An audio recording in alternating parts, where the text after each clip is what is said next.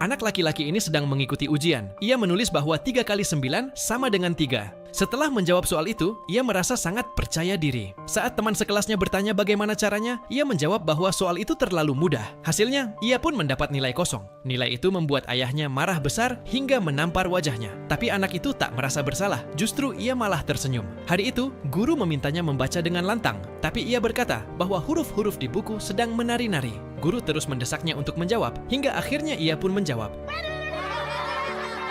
Seluruh kelas tertawa terbahak-bahak. Guru pun mengusirnya keluar dari kelas. Namun ia tak merasa malu. Bahkan ia mulai menari-nari di lorong sekolah. Anak itu tidak berbohong. Dalam penglihatannya, huruf-huruf memang menari. Karena sejak kecil, ia mengidap penyakit disleksia. Tapi orang tuanya malah mengira ia hanya malas dan bodoh. Setiap hari di sekolah, teman-temannya menganggap ia bodoh. Padahal IQ-nya di atas rata-rata. Ia bisa memecahkan teka-teki dalam hitungan menit dan melukis dengan cat minyak tanpa kesulitan. Ayahnya yang marah mengirimnya ke sekolah asrama. Saat melihat keluarganya pergi, ia tak mampu menahan air mata. Di asrama, saat yang lain berganti pakaian, ia hanya duduk melamun. Larut malam, saat semua sudah tidur, ia masih duduk di ranjang. Ia hanya bisa bersembunyi di kamar mandi dan menangis diam-diam, mencuci air matanya dengan air dingin. Suatu hari, guru seni membagikan kertas kosong dan meminta semua murid menggambar dengan bebas. Teman-temannya langsung mulai menggambar, namun kertas anak itu tetap kosong.